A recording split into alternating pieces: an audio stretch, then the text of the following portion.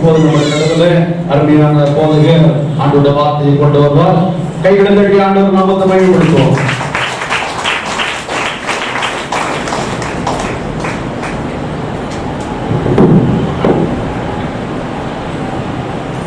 கைகளை உயர்த்தி மூன்று அடியை செலுத்துவோம். அல்லேலூயா, அல்லேலூயா, அல்லேலூயா.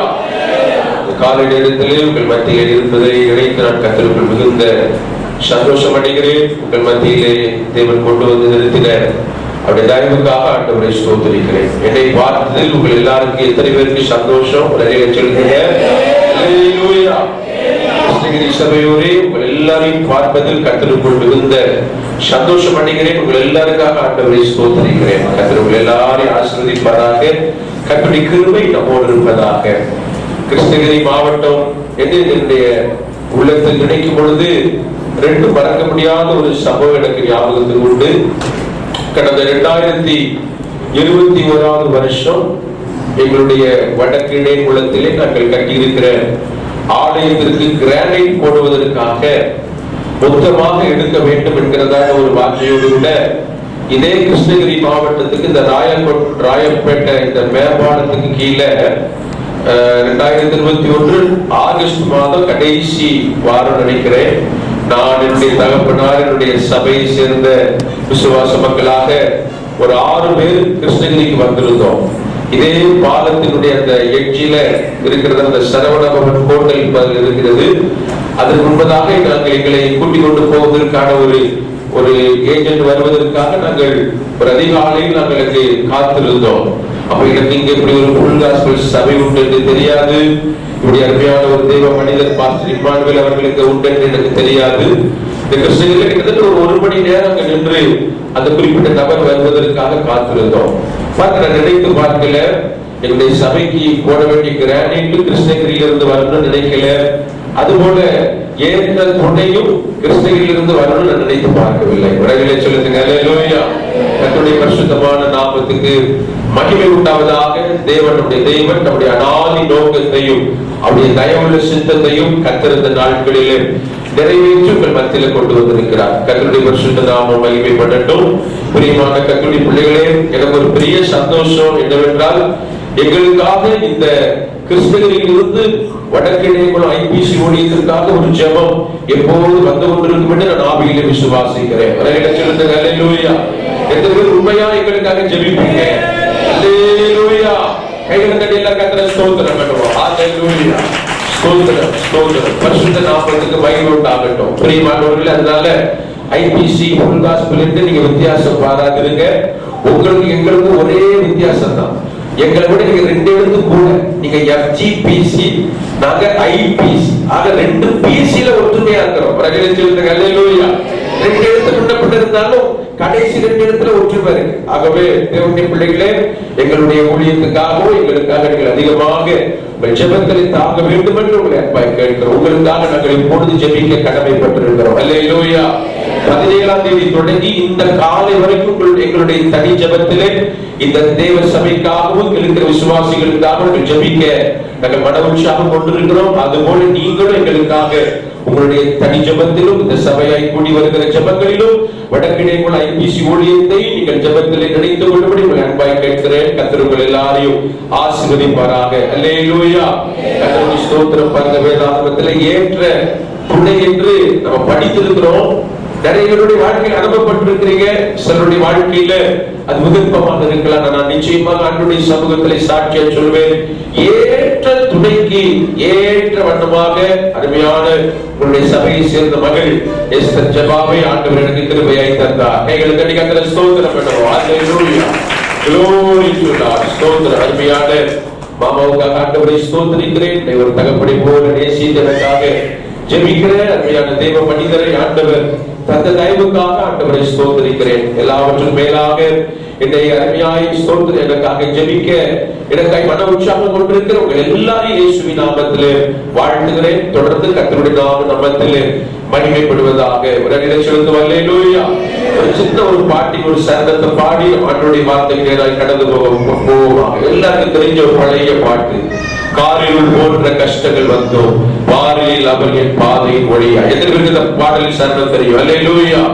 எல்லாரும் தெரிந்த பழைய பரிசாங்கத்துல கைகள் தட்டி சந்தோஷமாய் பாடி இயேசுவின் நாமத்தை உயர்த்துவோம். ஹalleluya. காரிருள் போன்ற கஷ்டங்கள் வந்து பாரினில் அவரே பாதையை மொழியாய். காரிருள் போன்ற கஷ்டங்கள் வந்து பாரினில் அவரே பாதையை மொழியாய். என்னை நடத்தினார் அவர் நல்லவர், அவர் கிருபை என்றும் உள்ள. ஆமென் ஆமென். என்னை நடத்தினார் அவர் நல்லவர், அவர் கிருபை என்றும் உள்ளதே. காரிருள் போன்ற கஷ்டங்கள் வந்து பாரினில் அவரே பாதையின் மொழியாய். காரிருள் போன்ற கஷ்டங்கள் வந்தோ பாரினில் அவரே பாதையின் மொழியாய். என்னை நடத்தினார் அவர் நல்லவர், அவர் கிருபை என்றும் உள்ளதே. என்னை நடத்தினார் அவர் ஹalleluya கிருபை என்றும் உள்ளதே. தேவ கிருபை என்றும் உள்ளதே. அவர் கிருபை என்றும் உள்ளதே. அவரை போற்றி துதித்து பாடி அல்லேலூயா என்றார் பெரியோர். அவரை போற்றி துதித்து பாடி அல்லேலூயா என்றார் பெரியோர். அல்லேலூயா. எத்தனையோ கஷ்டங்கள், பிரதிகூலங்கள், போராட்டங்கள் உங்களையும் என்னுடைய வாழ்க்கையில் இருக்கிற பொழுதிலும் இந்த மே மாதத்தின் கடைசி ஞாயிற்றுக்கிழமை வரைக்கும் நம்மை நடத்துவதற்கு நம்முடைய சர்வ வல்லவர் உண்மையுள்ளவராய் இருந்தபடியால் கைகளை கட்டி நல்ல ஆண்டவரை ஸ்தோத்திரிப்போம். நடத்துவதற்கு எங்கள் தேவன் உண்மையுள்ளவராக இருந்தார். என் குடும்பத்தை அவர் கைவிடவே இல்லை. என் வாழ்க்கையை அவர் கைவிடவே இல்லை. கஷ்டங்கள் வந்தது, பிரதிகூலங்கள் வந்தது, எல்லாவற்றின் மத்தியிலும் இந்த 5வது மாதத்தின் இந்த கடைசி ஞாயிற்றுக்கிழமை வரைக்கும் இயேசு உங்களுக்கு எனக்கு அவர் உண்மையுள்ளவராக இருந்தபடியால் எல்லா நன்றியோடு கர்த்தரை நாம் ஸ்தோத்திரம் பண்ணுவோம். ஸ்தோத்திரம் ஸ்தோத்திரம் ஸ்தோத்திரம். அல்லேலூயா. வருகை தாமதிக்கும் முன்னால் அடுத்த வாரம் ஒரு புதிய மாதத்தை நாம் சுதந்திரிக்க போகிறோம். வருஷத்தினுடைய அரையாண்டை நாம் கடந்து வருவதற்கு தேவன் நமக்கு கிருபை செய்கிறார். அல்லேலூயா. எத்தனையோ பேர் இந்த ஆண்டை நம்மோடு கூட துவங்கின அநேகர் இந்த பூமியில் இன்றைக்கு உயிரோடு விட இல்லை. இந்த ஜீவனோட தேசத்தில் ஆண்டவர் உங்களையும் என்னையும் ஜீவனோடு வைத்ததும் அல்லாமல் நம்மை நடத்தி வந்தார். இந்த நாள் வரை நம்மை நிலைநிறுத்தியிருக்கிறார். அந்த நல்ல தேவனை நம் ஒவ்வொரு நாளும் அவருக்கு நன்றி உள்ளவர்களாக ஜீவிக்க ஆண்டவர் நமக்கு உதவி செய்வாராக. அல்லேலூயா. சந்தோஷமா இருக்குல்ல? மீண்டும் நிலை செலுத்துவோம். அல்லேலூயா. விசுவாசி எனக்கு இல்லையேன்னு வருத்தமா கர்த்தருக்கு ஸ்தோத்திரம். நான் நினைச்ச உங்களெல்லாம் கூட்டிட்டு அங்க இருக்க விசுவாசி இங்க விட்டுட்டு இங்க உங்களெல்லாம் அங்க கூட்டிட்டு போயிடலாம் போல இருக்கு. உலகில சொல்லுங்க அல்லேலூயா. உண்மையிலே மாமா பெரிய பாக்கியவான். உலகில சொல்லுங்க அல்லேலூயா. கர்த்தர் எல்லாரையும் ஆசீர்வதிப்பார். இதே உற்சாகத்தை பிரசங்கத்தின் கடைசி பரியந்த நீங்கள் விளங்கும்படிக்கு நான் உங்களை அன்பாய் கேட்கிறேன். கர்த்தர் உங்களை ஆசீர்வதிப்பார். இன்றைய காலை வேதத்தில் நம்முடைய தியானத்திற்காக வேதாகமத்தில் இருந்து ஒரு வசனத்தை நாம் வாசிக்க கேட்போமாக. யோபு புஸ்தகம் 14ஆம் அதிகாரம். யோபு 14ஆம் அதிகாரம். அதனுடைய 7, 8, 9 ஆகிய 3 வசனத்தை நாம் வாசிக்க கேட்போம். ஒரு மரத்தை குறித்தாவது நம்பிக்கை உண்டு. அது வெட்டி போடப்பட்டாலும் திரும்ப தழைக்கும். அதன் இளம் கிளைகள் துளிர்க்கும். அதன் வேர் தரையிலே பழையதாகி அதன் அடிக்கட்டை மண்ணிலே செத்தாலும் நல்ல கவனிக்க தண்ணீரின் வாசனையினால் அது துளிர்த்து இளம் மரம் போல கிளை விடும். இளம் மரம் போல கிளை விடும். எல்லாரும் கண்களை மூடி இந்த வேத வசனத்தின் மீது உடைய கைகளை வைத்து எல்லாரும் வாய்திருந்து கர்த்தரை ஸ்தோத்திரம் பண்ணுவோம். ஹalleluya. எல்லாரும் வாய்திருந்து ஸ்தோத்திரம் பண்ண உங்களை அன்பாய் கேட்கிறேன். ஹalleluya. எங்களோடு பேசும் ஆண்டவரே. ஹalleluya. ஒரு மனுஷனுடைய சத்தத்தை கேட்க நாங்களுக்கு வரவில்லை. சத்தம் கேட்கும்படி நாங்கள் கூடி வந்திருக்கிறோம். எங்கள் ஒவ்வொருவரோடு கர்த்தர் பிரத்யட்சமாய் பேசும்படி ஜெபிக்கிறோம். எங்களோடு நீ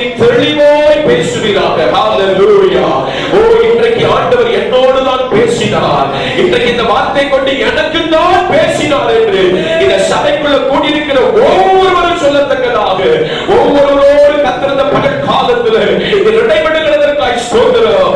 தேவன் பேசுகிறதற்காய் ஸ்தோத்திரம். இந்த வார்த்தைக்கு விரோதமாய் கடந்து வருகிற எல்லா அந்தகார இருளின் வல்லமைகளை இயேசுவின் அதிகாரமுள்ள நாமத்தில் கட்டிந்து வருகிறோம். வார்த்தைகள் உயிர்ப்பிப்பதாக. எவ்வாறு சிசுடைய இருதயம் உயிர்ப்பிக்கப்பட்டது போல இந்த பகல் காலத்தில் தேவனுடைய வார்த்தைகளை உயிர்ப்பிக்கிறதற்காய் ஸ்தோத்திரம். எல்லா சோர்வுகள், அசதிகள், கடனிச்சரை ஆவிகளை இயேசுவின் அதிகாரமுள்ள நாமம் கொண்டு கண்டித்து கொள்கிறோம். ஆண்டவர்களோடு பேசுவங்களோடு இடைப்படும் ரட்சகர் இயேசுவின் மூலமாய் ஜெபிக்கிறோம். ஜெபங்கள் நல்ல பிதாவே, ஆமென், அல்லேலூயா. அவருடைய பரிசுத்த நாமத்துக்கு மகிமை உண்டாவதாக. பாருங்க, யோபு புஸ்தகம் அதனுடைய 14வது அதிகாரத்தினுடைய 7ஆம் வசனத்திலிருந்து நாம் வாசிக்க கேட்டோம். இந்த வார்த்தைகள் யோபுவினுடைய உள்ளத்தின் ஆழத்திலிருந்து வெளிப்பட்ட வார்த்தைகள். யோபுவினுடைய வாக்கியங்களாக 12ஆம் அதிகாரம் தொடங்கி நாங்க பார்க்க முடியும். 12ஆம் அதிகாரம் தொடங்கி நாம் இப்ப வாசிக்க கேட்ட 14ஆம் அதிகாரத்தினுடைய இந்த 7ஆம் வசனத்துல யோபு பிரதியுத்தரம் சொல்லுகிறார். யோபு தன்னுடைய வாயினால் பிரதியுத்தரம் சொல்லுகிறார். ஒரு மரத்தை குறித்தாவது நம்பிக்கை உண்டு, அது வெட்டி போடப்பட்டாலும் திரும்ப தலைக்கும். அல்லேலூயா. அப்படி சமூகத்தில் கூடி வந்திருக்கிற கர்த்தருடைய பிள்ளைகளே, நீங்களும் நானும் ஆண்டவருடைய சமூகத்தில் ஒரு விருட்சமாக, ஒரு மரமாக நாம் காணப்படுகிறோம். கர்த்தருடைய பரிசுத்த நாமத்துக்கு மகிமை உண்டாகட்டும். பாருங்க, ஆகவேதான் சங்கீதம் 1ஆம் அதிகாரத்தில் படிக்கிறோம். நீர்க்கால் ஓரமாய் நடப்பட்டு தன் காலத்தில் தன் கனி தந்து இலையுதிராது இருக்கிற மரத்தை போல இருப்பான். அல்லேலூயா. நம்முடைய வாழ்க்கை ஒரு மரத்துக்கு ஒப்பானது. நீர்க்கால் ஓரமாய் நடப்பட்ட ஒரு மரத்துக்கு ஒப்பானது. நம்முடைய ஜீவியம் ஒரு விருட்சத்துக்கு ஒப்பானது. ஆனா கவனிக்க படிக்கிறோம், வெட்டி போடப்பட்ட மரம், வெட்டி போடப்பட்ட வாழ்க்கை, துண்டிக்கப்பட்ட வாழ்க்கை. இதை கேட்கிற அருமையான தேவனுடைய பிள்ளைகளே, இந்த யோபுவினுடைய வாழ்க்கையை நீங்க நன்றாய் அறிந்திருக்கிறீர்கள். பாருங்க, ஒரு விருட்சத்தை வளர்ப்பதற்கு பல ஆண்டுகள் காலம் எடுக்கிறது. கர்த்தருக்கு ஸ்தோத்திரம். பாருங்க, ஒரு விருட்சம் பாருங்க, அது வளர்ந்து மரமாக அது அந்த நிலையில் அது வரும் வரைக்கும் பல ஆண்டுகள், பல வருஷங்கள் ஒரு விருட்சம் வளர்வதற்கு கால அவகாசம் எடுக்கிறது. ஆனா அதே மரத்தை வெட்டி போடுவதற்கு சில மணி நொடிகள் போதும். உரைகளை சொல்லுங்க. அல்லேலூயா. ஒரு மரத்தை வளர்க்கிறதற்கு அத்தனை ஆண்டுகளுக்கு பிரயாசப்பட வேண்டும். ஆனா அதே மரத்தை வெட்டுகிறதற்கு சில நொடிகள் போதும். கர்த்தருக்கு ஸ்தோத்திரம். அப்ப கவனிக்க, இந்த காலை நேரத்தில் என்னை கேட்கிற அன்புடைய பிள்ளைகளே, இன்னைக்கு நம்மை ஒரு விருட்சமாக இயேசு வைத்திருக்கிறார். சபையாகிய நீர்க்கால்களில் உங்களை நாட்டி வைத்திருக்கிறார். கர்த்தருக்கு ஸ்தோத்திரம். ஆனா ஒன்றை கவனிக்கணும், வெட்டி போடத்தக்கதான ஒரு சத்துரு நமக்கு உண்டு. அவன் தான் இந்த பிரபஞ்சத்தில் கிரியை செய்கிற அந்தகார லோகாதிபதி ஆகிய பிசாசு. அல்லேலூயா. அநேக குடும்பங்களை பிசாசு வெட்டி சிதைத்து விட்டான். அநேகருடைய வாழ்க்கையை பிசாசு வெட்டி சிதைத்து விட்டார். இதே ஆண்டுடைய சமூகத்திலே விருட்சமாக சாட்சியாக நின்ற மரங்களைப் போல கர்த்தருக்கு ஸ்தோத்திரம். அப்படிப்பட்ட நிலையில் இருந்த நம்முடைய வாழ்க்கையை பிசாசு வெட்டி சிதைத்து விட்டார். ஒருவேளை வெட்டி சிதைத்திருக்கலாம். கர்த்தருடைய பரிசுத்த நாமத்துக்கு மகிமை உண்டாவதாக. இந்த யோபுவினுடைய வாழ்க்கையை நீங்க கவனித்தீர்கள் என்றால் பாருங்க, அந்த யோபுவை குறித்து சொல்லப்பட்டிருக்கிறது. கர்த்தருடைய பரிசுத்த நாமத்துக்கு மகிமை உண்டாவதாக. யோபு புஸ்தகம் 1ஆம் அதிகாரம் அதனுடைய 2ஆம் வசனம் தொடங்கி நாம் படிப்போமானால், அவனுக்கு 7 குமாரரும், தொடர்ந்து யாராவது வாசிக்க கேட்கிறேன். யோபு 1ஆம் அதிகாரம் 2ஆம் வசனம். 7 குமாரரும் 3 குமாரத்திகளும் பிறந்தார்கள். ஆமென். 7000 ஆடுகளும் 3000 ஒட்டகங்களும் 500 ஏறு மாடுகளும் 500 கழுதைகளும் ஆகிய மிருக ஜீவன்கள் இருந்ததும் அன்றி திரளான பணிவிடைக்காரரும் இருந்தார்கள்.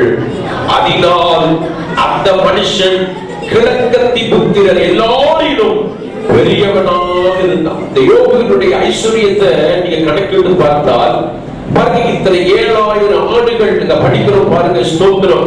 3000 ஒட்டகங்கள், 500 ஏர்மாடுகள், 500 கழுதைகள் என்று இந்த திரள் இந்த கால்நடைகளை வைத்து பேர் இந்த கிருஷ்ணகிரி இந்த வட்டாரம் காணாது என்று நான் சொல்லுவேன்.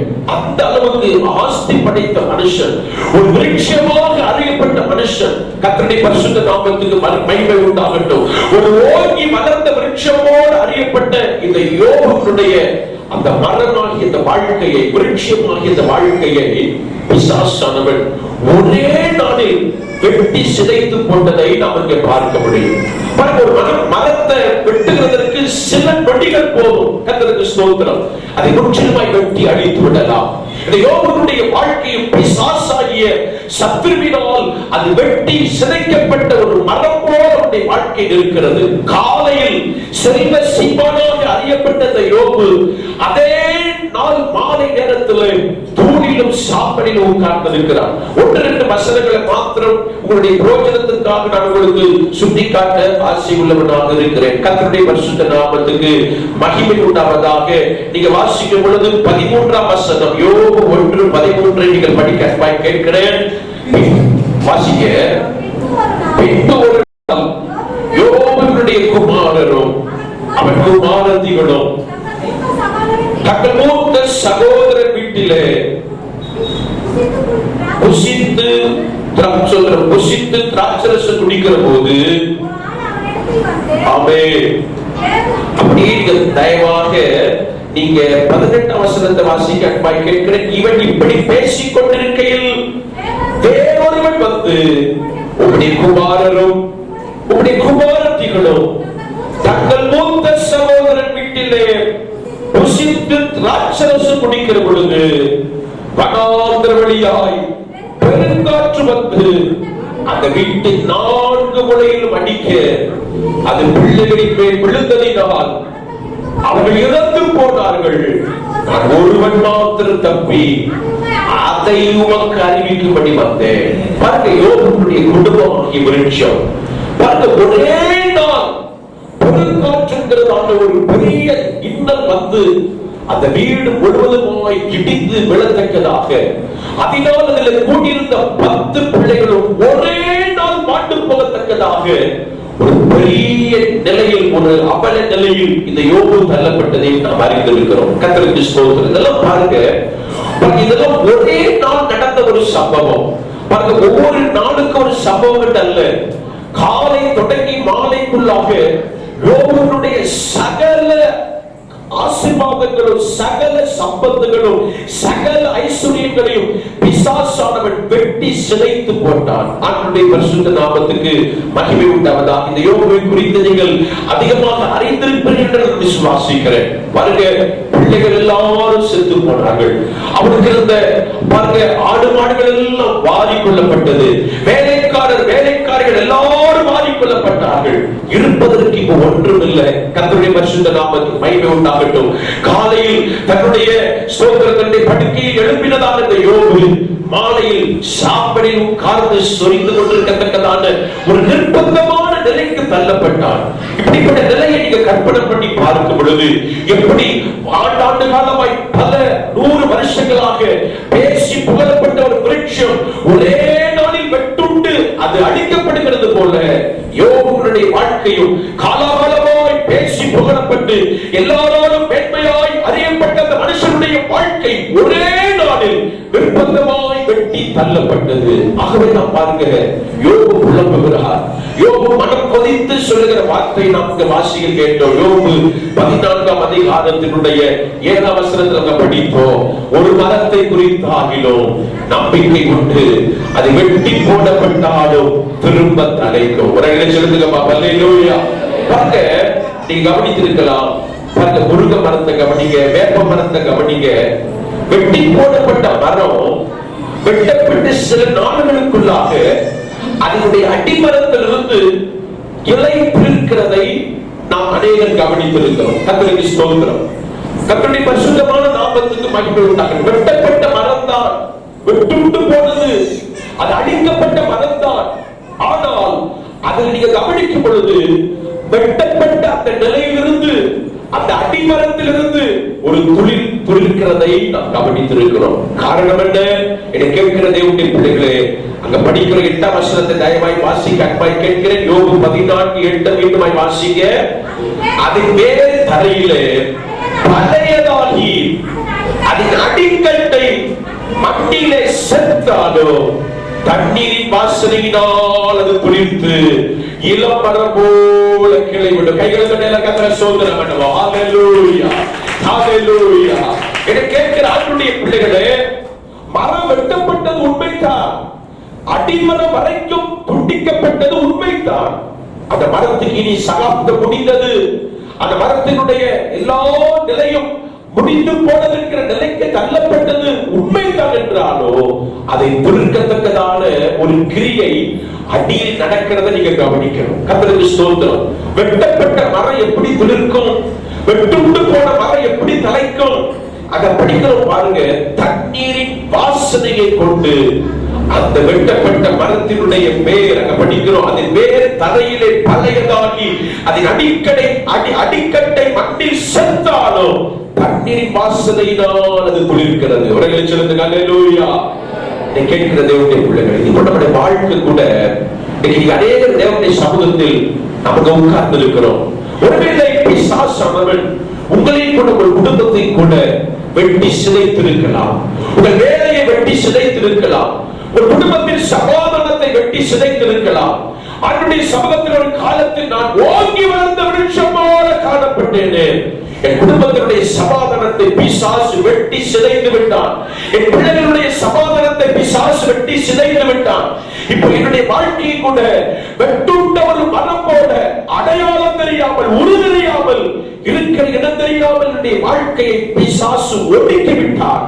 இனி எனக்கு ஒரு எதிர்காலம் உண்டா, இனி எனக்கென்று ஒரு எதிர்காலம் என்னுடைய பிள்ளைகளுக்கு உண்டா, எனக்கென்று ஒரு பிரகாசமான நாட்கள் உண்டா என்கிறதான கேள்விக்குறியோடு இந்த மாதத்தின் கடைசி ஞாயிற்றுக்கிழமையில் ஆண்டுடைய சமூகத்தில் நீங்கள் நான் உட்கார்ந்திருக்கலாம்.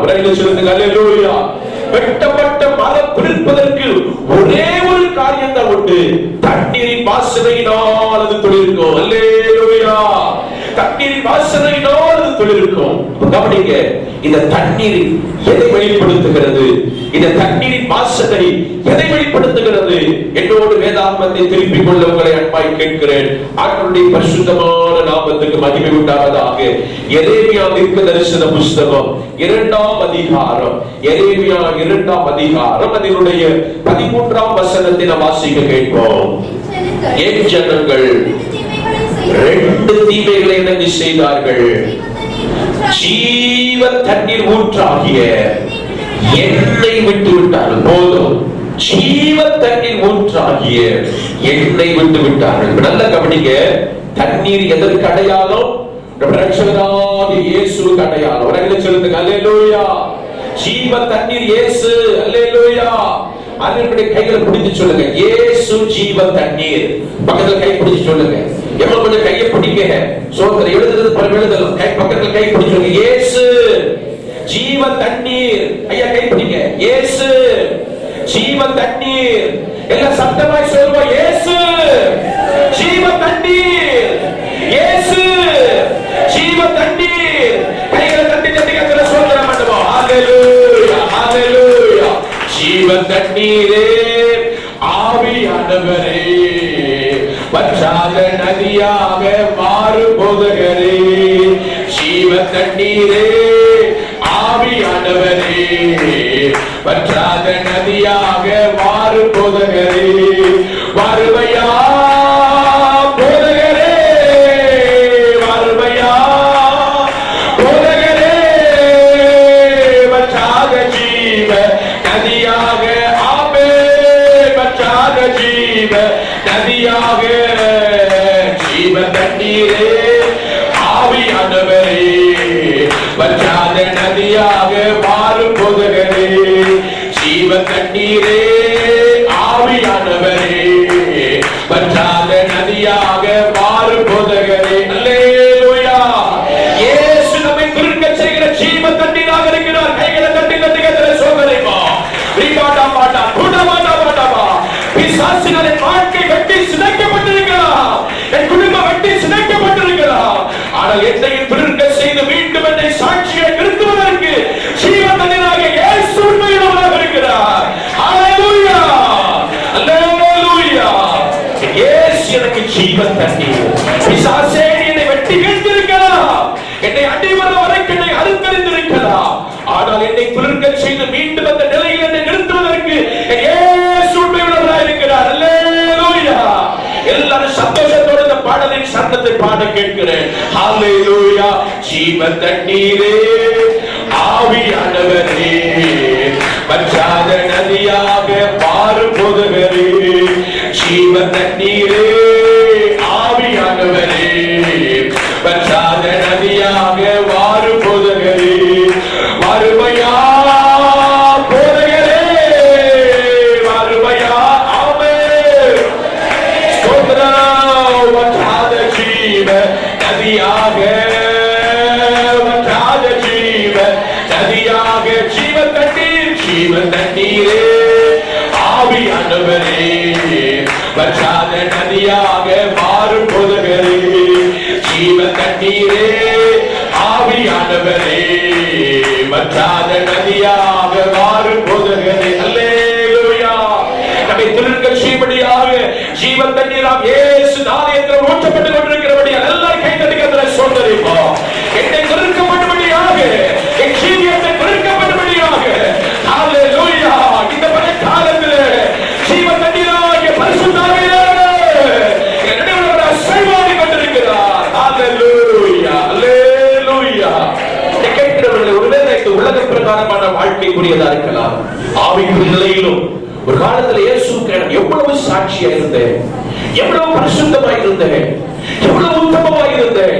ஆனா இன்றைக்கு என் நிலையை பார்த்தா பிசாசனை வெட்டி விட்டானே, பாவத்தில் வெட்டி விட்டான், உலகத்தினுடைய இன்பத்தை காட்டி என்னை மோசமாக்கி விட்டான். ஒரு காலத்தில் இதே தேவனுடைய சமூகத்தில் நான் ஓங்கி வளர்ந்த ஒரு விருட்சம் போல இருந்தேன். ஆனா இன்றைக்கு என்னுடைய வாழ்க்கையில அந்த ஆதி மேன்மை இல்லை, அந்த ஆதியில கொண்டிருந்ததான அந்த தேவனுக்குரிய வைராக்கியம் எனக்கு இல்லை, அந்த தேவ அன்பு எனக்கு இல்லை. என்னை பிசாசு வெட்டி விட்டானே ஆண்டவரே. நான் என்னமாய் நான் இருந்தேன், எந்த நிலையில் நான் காணப்பட்டேன். இன்றைக்கு என்னுடைய நிலை இப்படியா மாற வேண்டும், இப்படிப்பட்ட ஒரு விசுவாசியாக நான் இருக்க வேண்டும், இப்படிப்பட்ட ஒரு சாதாரணமான மனுஷனாக இந்த உலகத்தில் நான் வாழ வேண்டும். என்னை வெட்டி விட்டானே, பிசாசின் வாழ்க்கையை அடிமரம் வரைக்கும் அழித்து விட்டானே. என்ன கேட்கிற கேள்வி பிள்ளைகளே, இன்னும் ஒண்ணு கெட்டு போகவில்லை. துருக்க செய்கிற ஜீவ தண்ணீர் நமக்கு உண்டு. அல்லேலூயா. அடிமரம் பழையதாய் போய் கெட்டு போன நிலையில் இருந்தாலும் தண்ணீர் வாசனையினால் அது துளிர்த்து இளம் மரங்களை போல துளிர்விடும். என்ன கேட்கிற ஆண்டுடைய பிள்ளைகளே, மீண்டும் கூட இந்த ஜீவ தண்ணீர் நம்முடைய ஆண்டவருக்கு அடையாளம் என்கிறதை உங்களுக்கு ஒன்று கூட நான் உறுதிப்படுத்தும்படியாக ஒரு வசனத்தை கூட நான் உங்களுக்கு காண்பிக்க ஆசை உள்ளவனாய் இருக்கிறேன். என்னோடு திருப்பிக் கொண்ட எரேமியா தீர்க்கதரிசன புஸ்தகம் அதனுடைய 17ஆம் அதிகாரம், எரேமியா 17ஆம் அதிகாரம் அதனுடைய 13ஆம் வசனத்தை நாம் வாசிக்க கேட்போம். இஸ்ரவேலின் நம்பிக்கையாகிய கர்த்தாவே, உம்மை விட்டு விலகுகிற யாவரும் வெட்கப்படுவார்கள். நல்ல கவனிங்க, நல்ல கவனிங்க. அவர்கள் ஜீவனுள்ள தண்ணீரின் ஊற்றாகிய கர்த்தரை விட்டு விலகி போனபடியால் போகும். ஜீவனுள்ள தண்ணீரின் ஊற்றாகிய கர்த்தர், ஜீவனுள்ள தண்ணீரின் ஊற்றாகிய கர்த்தர். இந்த கேட்கிற ஆண்டுடைய பிள்ளைகளே, ஒரு சாதாரண தண்ணீருக்கு வெட்டப்பட்ட ஒரு மரத்தை பொறுக்கப்படுவதற்கு ஆற்றல் உண்டென்றார், வல்லமை உண்டென்றார், சத்து உண்டென்றார். நம்முடைய இயேசு சாதாரணப்பட்ட தண்ணீர் அல்ல, அவருக்கு இந்த வேதாகமம் நல்ல ஒரு பெயர் கொடுக்கிறது. அவர் ஜீவ தண்ணீர். அல்லேலூயா. ஜீவன் கொடுக்கிறவர், சாவுக்கு எதுவானதை உயிர்ப்பிக்கிறவர். இந்த பல்காலத்தில் நம்முடைய வாழ்க்கையை, நம்முடைய குடும்பத்தை நாம் எந்தெந்த நிலையிலெல்லாம் பிசாசு உங்களை வெட்டி அடிமரம் வரைக்கும் உங்களை வெட்டி இருக்கிறாரோ அந்த நிலையிலெல்லாம் இருந்து உங்களை துருக்க செய்ய இயேசு உண்மை உள்ளவராக இருக்கிறார். யோபுடைய வாழ்க்கையில அவர் சொல்லுகிறதான அந்த நாவின் பிரதியுத்தரத்துக்கு படிக்கிறோம். அதன் வேர் தரையிலே பழையதாகி அதன் அடிக்கட்டை மண்ணிலே சென்றாலும் தண்ணீரின் வாசனையினால் அது துளிர்த்து இளம் மரம் போல கிளைவிடும். அந்த வெட்டப்பட்ட ஒரு மரத்துக்கு அதோடு அதுக்கு முடிவு வரவில்லை. இந்த உலகத்துல இன்னைக்கு நம்ம நினைக்கிறோம் இந்த வாழ்க்கை அவ்வளவுதான். பிசாசு எந்த விதத்தில் என்னுடைய குடும்பத்தை சிதைத்து அடிக்க முடியுமோ அந்த அளவுக்கு என்னுடைய குடும்பத்தை சிதைத்து விட்டான். இனி என்னுடைய குடும்பத்துக்கு ஒரு விமோசனம் இல்லை, எனக்கு இனி ஒரு எதிர்காலம் இல்லை, எனக்கென்று ஒரு வருங்காலம் எனக்கு இனி இல்லை. அவ்வளவுதான், இதோடு எனக்கு முடிவு உண்டானது என்கிறதான அவிசுவாச இந்த மாதத்தினுடைய இந்த கடைசி ஞாயிற்றுக்கிழமையில் தேவ சமூகத்தில் நீங்கள் உட்கார்ந்திருக்கலாம். இல்லை கர்த்தருடைய பிள்ளைகளே, நம்மை மீண்டும் உயிர்ப்பிக்க, மீண்டும் அந்த மேன்மையில் மகிமையில் நிலைநிறுத்த வெட்டப்பட்டது உண்மைதான், வெட்டி அழிக்கப்பட்ட நிலை உண்மைதான். அதிலிருந்தும் நம்மை திருக்க செய்து மீண்டும் நம்மை நிலைநிறுத்த இயேசு வல்லவராக இருக்கிறார். அல்லேலூயா. எத்தனை பேர் இந்த வார்த்தையை விசுவாசிக்கிறீங்க? அல்லேலூயா. என்னை இயேசு திருக்க செய்வார். ஆமென். அவர் எனக்கு ஜீவ தண்ணீராக இருக்கிறார். ஜீவ தண்ணீர் ஒருவேளை என்னுடைய வாழ்க்கையிலே வேலை பறிப்பு இருக்கலாம். ஒருவேளை முன்னொரு காலத்துல நல்ல நிலையில் இருந்தேன், நல்ல ஒரு ஸ்தானத்தில் இருந்தேன். ஆனா என் வாழ்க்கையில என்ன நடந்தது என்று தெரியல. பயங்கரமான போராட்டம், பயங்கரமான காரியம், என் வாழ்க்கையை பிசாசு அப்படியே தலைகளை கவிழ்த்து விட்டான். இப்ப நான் உணர்கிறேன், வெட்டப்பட்ட மரம் போல உணர்கிறேன். எப்படி இந்த காலை நேரத்துல அப்படிப்பட்ட உணர்வுள்ளவர்கள் எல்லாம் கரங்களை உயர்த்துறேன் சொல்லுங்க. அல்லேலூயா. வெட்டப்பட்ட மரம் போல உணர்கிற ஆண்டவரே, என் வாழ்க்கையை பிசாசு இப்படிப்பட்ட நிலைக்கு கொண்டு விட்டானே. ஆனால் இதை கேட்கிறவர்களே, தண்ணீரின் வாசனையினால் அது திறக்கிறது. இந்த காலை நேரத்திலே பரிசுத்த ஆவியானவர் அதை நாம் விரும்புகிறார். வெட்டப்பட்ட நிலையை நாம் அறிந்த உடனே நாம் நினைக்கிறோம், இது அவ்வளவு இனி ஆண்டவர் நமக்கு தேவையில்லை, சபையும் தேவையில்லை, இனி எந்த ஊழியமும் நமக்கு அவசியம் இல்லை, வாழ்க்கை போனதே போனது, இனி அவ்வளவுதான், நமக்கு இனி எல்லாம் முடிந்தது என்கிற நிலையில் நாம் இன்னைக்கு நம்முடைய பேர் சாகுபடிக்கு ஒப்பு கொண்டிருக்கிறோம். நம்முடைய விசுவாசம் சாகுபடிக்கு ஒப்பு கொண்டிருக்கிறோம்.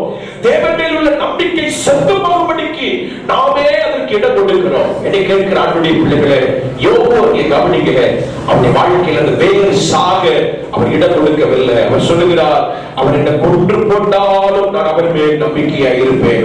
சொல்லுங்க. அல்லேலூயா. வாசிக்க கேட்கிறேன். யோபு 23:10 நாம் வாசிக்கும் பொழுது அங்கே சொல்லப்பட்டிருக்கிறது, அவருடைய பரிசுத்தமான நாமத்துக்கு மகிமை உண்டாவதாக. எனக்கு அருமையான கர்த்தருடைய பிள்ளைகளே, அவர் என்னை பார்க்க தயவு மன்னிக்கணும். யோபு 13ஆம் அதிகாரம் 15ஆம் வசனம். யோபு 13:15, அவர் என்னை கொன்று போட்டாலும் அவர் மேல் நம்பிக்கையா இருப்பேன். அல்லேலூயா. நம்பிக்கை சாகல, வேறு சாகல. கர்த்தருக்கு ஸ்தோத்திரம். கர்த்தருடைய நாமத்துக்கு மகிமை உண்டாகட்டும். பாருங்க, யோபுடைய வாழ்க்கையில அவருடைய முன்னிலைமையை பார்க்கிறோம். பின்னிலைமை அதிக மகிமை உள்ளதாக காணப்படுவதற்கு அவசியமா இருந்தது என்ன? அந்த வேறாகி நம்பிக்கை சாக இடம் கொடுக்கல. வெட்டுண்டு எல்லாம் அணிந்து தூளிலும் சாப்படிலும் உட்கார்ந்து அப்படிப்பட்ட ஒரு துர்பாக்கிய நிலையை இந்த யோபு அடைந்தாலும் கூட இனி திருக்கட்சி ஒரு ஆண்டவர் உண்டென்கிறதான நம்பிக்கையில கடுகளவும் பிசுறு இல்லாமல் இந்த யோபு காணப்பட்டார். அல்லேலூயா. கர்த்தருடைய பரிசுத்தமான நாமம் மகிமை உண்டாவதாக. எனக்கு அருமையான கர்த்தருடைய பிள்ளைகளே, என் வார்த்தையை நான் சுருக்க விரும்புகிறேன். என் நம்பிக்கை சாக நான் இடம் கொடுக்க மாட்டேன். என் நம்பிக்கை என் இயேசு, ஜீவன் தண்ணீராகிய இயேசு, அவர் என்னை நிச்சயமாய் திருக்க செய்வார். பிசாசே, நீ என்னை வெட்டினது உண்மைதான், என் வாழ்க்கையை சிதைத்தது உண்மைதான், என் குடும்பத்தை சிதைத்தது உண்மைதான். ஆனாலும் மீண்டும் என்னை இளமர கிளைகளை போல திருக்க செய்வதற்கு என் ஆண்டவர் உண்மை உள்ளவராக இருக்கிறார். அல்லேலூயா. இந்த கடைசி மே மாதத்தினுடைய கடைசி ஞாயிற்றுக்கிழமையிலே அப்படிப்பட்ட நம்பிக்கை பெற்றவர்களாக நாம் இந்த படியை விட்டு இறங்கி போக போகிறோம். கைகளை தட்டி கர்த்தரை சோதனை பண்ணுவோம். அல்லேலூயா. அல்லேலூயா. என் நம்பிக்கையே உமக்கு ஸ்தோத்திரம், என் புகலிடமே உமக்கு ஸ்தோத்திரம், என் நம்பிக்கையே உமக்கு ஸ்தோத்திரம், என் புகலிடமே உமக்கு ஸ்தோத்திரம். உம்மைத்தான் நான் நம்பி இருக்கேன், அற்புதங்கள் எனக்கு செய்யுங்கப்பா. உம்மைத்தான் நான் நம்பி இருக்கேன், அற்புதங்கள் எனக்கு செய்யுங்கப்பா. உம்மைத்தான் நான் நம்பி இருக்கேன், அற்புதங்கள் எனக்கு செய்யுங்கப்பா. அல்லேலூயா. கர்த்தர் நிச்சயமாக என்னை தாண்டி முடிவுக்குள்ளாக என்னை திரும்ப செய்து இதே அவருடைய சமூகத்தில் என்னை சாட்சியாக நிறுத்துவார். அல்லேலூயா. அந்த நம்பிக்கை உள்ளவர்கள் கைகளை தட்டி தட்டி ஆண்டவரை சோதனைப்போம். அல்லேலூயா. என் அடிமன் இன்றைக்கு வெட்டப்பட்டிருக்கிறார், ஆனால் விழுங்கச்செய்கிற இயேசுவுக்காய் ஜீவிக்கிறார். ஆமென். அல்லேலூயா. அந்த நிச்சயத்தோடு நாம் கடந்து செல்வோம். வருஷத்தினுடைய இந்த காலம் அரை ஆண்டு வெட்டுண்ட நிலையில், சிதைக்கப்பட்ட நிலையில், உடைக்கப்பட்ட நிலையில் நாம் கடந்து போயிருக்கலாம். ஆனால் இந்த மாதத்தினுடைய கடைசி ஞாயிற்றுக்கிழமையில் இயேசு உங்களுக்கு எனக்கு ஒரு பெரிய நம்பிக்கை தந்திருக்கிறார். அல்லேலூயா. தண்ணீரின் வாசனையினால் அது துளிர்த்து இளம் மர கிளைகளை போல் அது துளிர்விடும். இந்த வசனத்தை தயவாய் வாசிக்க அன்பாய் கேட்கிறேன். யோபு 14:9 மீண்டும் வாசிப்போம். தண்ணீரின் வாசனையினால் அது துளிர்த்து இளம் மரம் போல கிளை விடும். என் வாழ்க்கையை ஆண்டவர் இளம் மரம் போல கிளை விடப்படுவார். அல்லேலூயா, அல்லேலூயா. கேட்கிற ஆண்டுடைய பிள்ளைகளே, உங்கள் மத்தியிலே நான் ஆண்டுடைய வார்த்தையை கொண்டிருக்கிறேன். என் வாழ்க்கையில நடந்த பாதையை நான் கடந்து வந்திருக்கிறபடியால் நான் தைரியமாய் நான் உங்களுக்கு சொல்வேன். இப்ப வாசிக்க கேட்ட அந்த வேத பகுதியை போல என்னுடைய பெயர் யோபு என்கிறத நீங்க அறிந்திருப்பீர்கள். சொல்லுங்க அல்லேலூயா. வாழ்க்கையில சொல்லுவேன், என்னுடைய 19வது வயதுல இப்படி கர்த்தருடைய ஊழியத்தை செய்யும்படிக்கு நான் கடந்து வந்தேன். என்னுடைய ஊழியத்துக்கு ஒப்பு கொடுத்தது என்னுடைய தாயாருடைய தகப்பனார் பாஸ்டர் சிரேஷ்டன் என்று சொல்லி கடந்த காலங்களிலே கர்த்தருக்காய் வல்லமையாய் பிரகாசித்த ஒரு தெய்வ மனிதன். அவர்கள் இந்த ஊழியத்துக்கு பிரதிஷ்டை செய்தார். என்னுடைய தகப்பனாருடைய குடும்பத்துல யாரும் ஊழியம் செய்ததில்லை. எல்லாரும் 3-4 தலைமுறையாக பில்டிங் கான்ட்ராக்டராக அவங்க இன்னும் அந்த தொழிலை தொடர்ந்து செய்து கொண்டிருக்கிறார்கள். ஆகவே என்னுடைய தகப்பனாருடைய குடும்பத்திலே முதல் ஊழியக்காரனாக கர்த்தரை மாற்றினார். சொல்லுங்க அல்லேலூயா. பாருங்க, எந்த ஒரு பின்னணி எனக்கு கிடையாது, எந்த ஒரு பெரிய பேக்ரவுண்ட் கிடையாது. கர்த்தருடைய ஊழியத்துக்கு தம்முடைய தாசனை கொண்டு அழைத்தார். 19 வயதில் ஆண்டுடைய சிந்தத்தை நிறைவேற்ற என்னை முழுவதுமாக ஒப்பு கொடுத்தேன். கவனிக்க, 19 வயதிலேயே இதை விட கொஞ்சம் சின்ன ஒரு பழைய ஒரு ஜெப வீடு, கர்த்தருக்கு ஸ்தோத்திரம். எங்க ஊர்ல சர்ச்சை ஜெப வீடுன்னு சொல்லுவாங்க. கர்த்தருக்கு ஸ்தோத்திரம். கிட்டத்தட்ட ஒரு 70 ஆண்டுகளுக்கு முன்பாக ஸ்தாபிக்கப்பட்ட ஒரு சின்ன ஜெப வீடு. விரல் விட்டு எண்ணக்கூடிய அளவிற்கு இருக்கிற கொஞ்சம் ஆட்களை வைத்து 19 வயதிலே அப்படிப்பட்ட ஒரு ஊழியத்துக்கு கர்த்தரை கொண்டு போனார். கர்த்தருக்கு ஸ்தோத்திரம். கொஞ்ச நேரம் கொண்டுதான் கர்த்தர் இந்த ஊழியத்திலே என்னை நிலைநிறுத்தினார். 10 காலங்கள் வரும் பொழுது கர்த்தர் இந்த ஊழியத்தில் என்னை பயன்படுத்தி என்னை பக்குவப்படுத்தி அநேகருக்கு ஆசீர்வாதமாக வைத்துக் கொண்டிருந்த ஒரு நிலையில் தான் எதிராளியாகிய பிசாசானவன் ஊழியத்தில் பயங்கரமாய் போராட ஆரம்பித்தான். பயங்கரமான போராட்டம். கர்த்தருக்கு ஸ்தோத்திரம். ஒரு கட்டத்தில் நான் என்னுடைய வீட்டை விட்டு கர்த்தருடைய ஊழியத்துக்கு தீவிரமாக களத்தில் இறங்கத்தக்கதாக என்னை வீட்டெல்லாம் விட்டு அந்த ஊழியத்திலே தனித்து நிற்கத்தக்க ஒரு சூழ்நிலைக்கு கடந்து வர நேரிட்டது.